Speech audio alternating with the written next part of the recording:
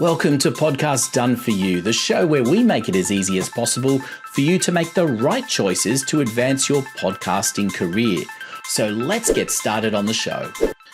The value of original music in your podcast. This is the topic of today's episode, and it is a really important subject and one I want you to stick around to the end because we're going to have some action tips for you to know what you need to do to get your music sorted out for your podcast. So let's start off with the very simple idea. Why is music even important for a podcast? Well, let me just tell you this, that if you are looking at having a podcast that is professional, you need music around it. But why is music important in the first place? Well, music is that emotional bond that we have with our audience. It's one of those things that helps people feel a particular way. Music has that way of setting a tone, of keeping something memorable. I mean, how many of us actually use mnemonics and music to remember things back when we were in school? Music is incredibly powerful. It evokes themes and memories and ideas, and you want that to be associated with your podcast. So it's really an important thing to get done for your show. So there's lots of things to think about if you decide that you want to have music, and I encourage you to have music for your show. First of all, you want it to be unique. So the problem is if you go to one of the various libraries that are out there, and you can do that, and you can get some that are license free and therefore free to use, and you can get others that you might have to pay a small fee for. But at the end of the day, other people can go and buy that music. Now, I'm not saying don't use that. I'm just saying that is something you need to think about when you go ahead and you purchase music from someone else that isn't going to be exclusive to your show, which may or may not matter depending on the nature of the kind of podcast that you have, but it is something to keep in mind along the way. Now, here's a little tip for you. I want you to remember this one. It is really, really important. Do not go and use bits of music. If you go and find your favorite song, whoever the artist is, and just think, oh, I can just take a few seconds out of that, mistake. You could find yourself in breach of all sorts of copyright infringements and find yourself being fined huge amounts of money, which you do not want to do. So do not go and cut that up. Even if you were to go and say, look, I want to record a version of a popular song myself, if you're so inclined or talented or you know someone who is, you still run a risk of copyright infringements. I'm not a lawyer. Please, I encourage you, if you are going to do something like that, before you do it, talk to a lawyer, find out the real answers to whether you can or can't do it. And indeed, sometimes you might even consider writing to the original artist, depending on the level that they're at, and seeing whether they would let you use the song in that particular way. And some of them may say yes, some of them may charge a small fee, but I guarantee you the majority will charge a fee. You will have to go through publishing companies. It will become a long and complicated exercise that is probably not worth your while. So what must you do? Well, we're going to come to that in a little bit because there are ways and means to get your own music. But I want you to understand where the music is going to get used as well and what actually you need. So first of all, the music ideally gets used at the beginning and end of your podcast. It could sometimes get used in the middle if you're running a particular break or ad in the middle of your podcast, or as we did recently for someone, wanted to break his podcast into small segments. So we use a little bit of the music to break up the show into those segments. It's just a nice little filler or transition so people know that you're moving from one thing to the next. But the music, as I said, is what is a memorable and connection part, and how you get that, we're going to come to that, so stay tuned. But the music gets used at the beginning and end of the show. The other place that the music can and should get used is in the reels that you create from the show. Now, whether you are doing that in a way that is using full video, or even if you're just using audio-based reels and you are having the only video that appears might be the wavelength lines, that are going across the screen to create a little bit of movement and therefore make it a video. Whichever way you go, music can play an important role in that. It can be that you just use it at the end of a clip, which is a way of bringing up a a please subscribe and some information about the podcast at the end of a reel. It could be that it's at the beginning of the clip, or both, or it could be all the way throughout a clip. We've done that for one particular client. It works really beautifully. Some poignant little quotes from the podcast, and there's music flowing all the way through, which works really nicely, particularly when it's on theme with a particular organization. So in that particular case, actually, they had their own song, and so that was going throughout. In fact, in that case, it actually is a school, and so they used the school song and a version of that we had created for them that just sits underneath all of that clip and just keeps playing throughout that, and it works really well. Now, one of the things to also be aware of if you're getting this music, you do not need long bits. So if you're thinking, okay, I'm commonly going to have 60 or even 90-second reels, and you're probably mostly having about 45 seconds to 60. But whatever length it is, you do not need to have that music going that full length. So you don't need to get a whole song created for argument's sake. What you need to be doing is getting a small enough bit that is well constructed so that it can go on a repeat. That is all those talented artists that are out there will know how to fix that up for you. So commonly we work with something that's about 15 to 20 seconds and it will just loop. So that works really nicely, nice and easy for people to have. And it means if you're commissioning music, which is something I want to come to in a second, what you don't need to do is to commission a huge piece of music. It needs to be short and to the point. So that is an important point for you. How do you actually get this music? Well, I'm going to give you the how, but I want you to stay tuned as well, because what's really important is if you are going to get music created, or even if you are choosing music from a library, how do you choose the right music? So the point is, firstly, that if you are going to get music and select some music for that it's really important that you understand that the music itself is going to be an important part of your show and something you want to keep. So you tick off all the copyright issues, but you also make sure that the music is going to connect with your audience. So make sure that the piece you are choosing is relevant and not just something that you personally like. Remember, you are not your audience. You have to understand your audience. Doesn't mean that it shouldn't be on brand. So this is the important thing that I want you to remember. Make sure that the music you choose is on brand and connecting with your audience. How do you do that?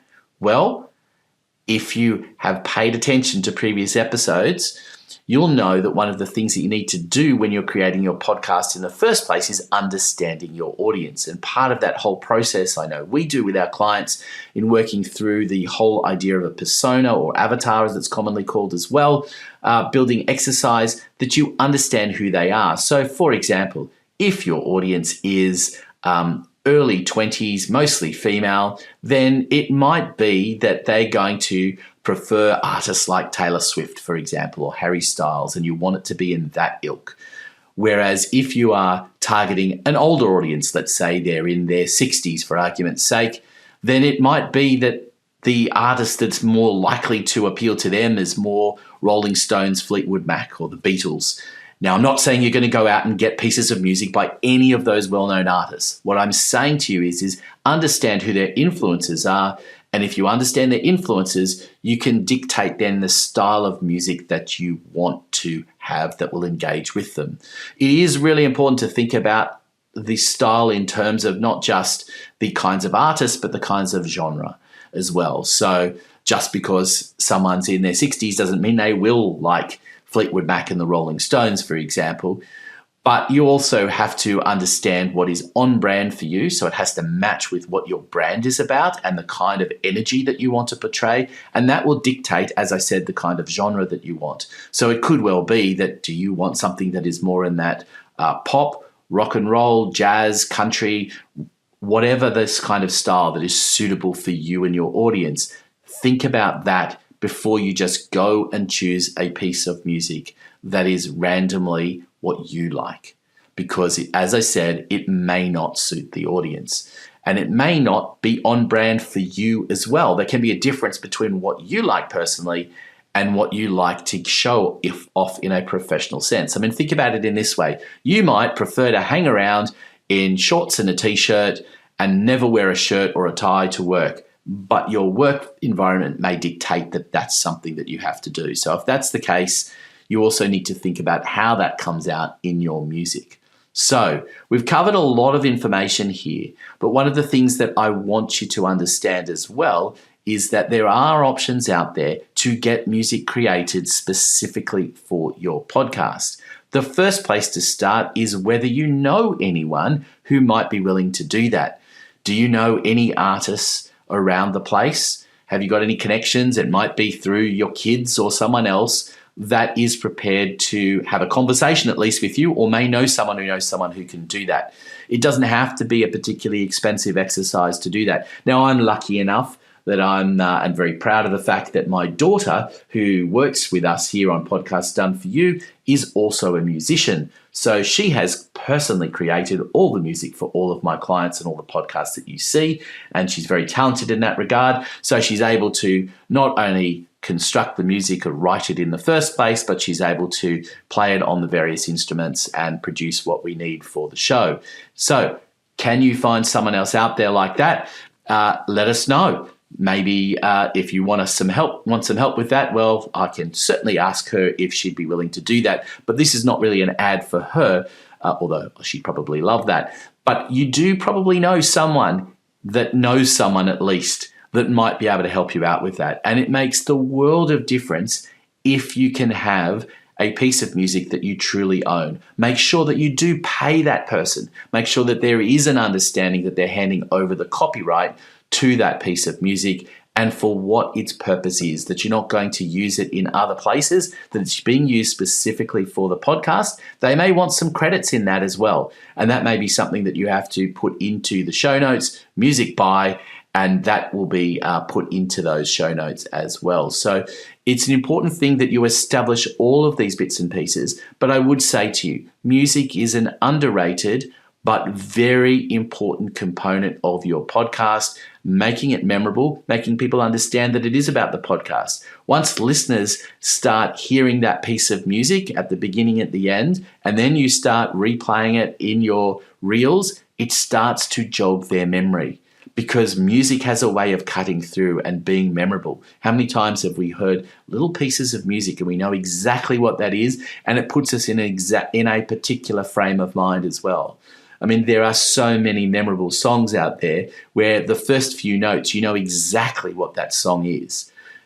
That's what you want for your podcast as well. You want to make sure that it's setting a bar for who you are and what you're about and connects with your audience. So music, there it is, a really important component for your podcast. Why don't you hit us up as well as what is the favorite pieces of music that you've heard on particular podcasts? I'd love to hear some comments on that.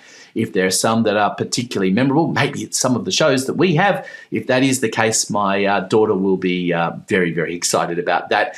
And there's certainly a few great pieces that we've used over a period of time.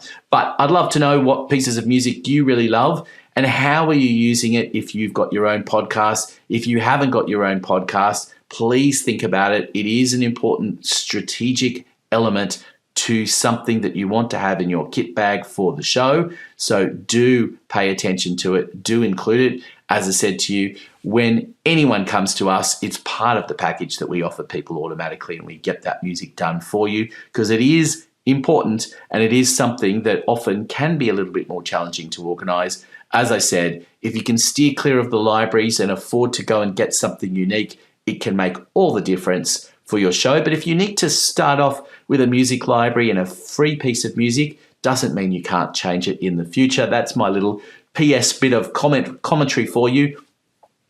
Just because you start with one piece of music doesn't mean you can't change that in the future.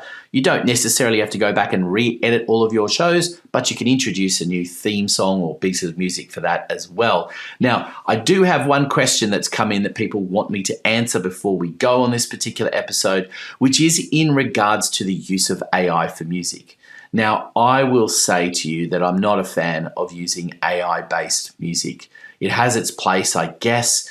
but I would prefer to support local artists and being able to do that in a particular way, not only reimbursing them, but giving them an opportunity to showcase their wares. I think they do a much better job than what you can do with an AI. I've played around with an AI, and those of you may remember I had a song even written by an AI for the show or for one of my podcasts at one point in time. It was a bit of fun to do it. But is it the same as having a real musician? No, it will never replace the complete creativity of a real musician. Keep that in mind. Supporting local artists is an important aspect of what you can do. So should you use AI for it? I would say the answer is no. And I think that also cuts through with the authenticity that you want to display in your podcast. I mean, keep that in mind. Your podcast is all about you being authentic and bringing out the real you and showcasing your stories and your expertise. So why would you go and produce a piece of AI-based music when you can have something that's unique and authentic for you? So that is an important one that I want you to remember as well. Lots of important things. I feel like I've said important a lot of times in this particular podcast, but I don't want you to underestimate the value of music, supporting local artists, getting something unique and authentic, building it around your audience, building it around your brand. Important things, make great use of it. Make sure you reference it all the time and come back to us with your favorite pieces of music from podcasts that you've seen. And also come back to us if there's anything else that you'd like some help with in making your podcasts a reality. If you need any support, of course, we're here at podcastdoneforyou.com.au, where we make it happen very, very easily from as little as 2 hours commitment 4 times a year. We do everything else, including the music. So that's all from me in this particular episode. Hope that you've got something out of it. Look forward to your company next time on Podcast Done For You, the show.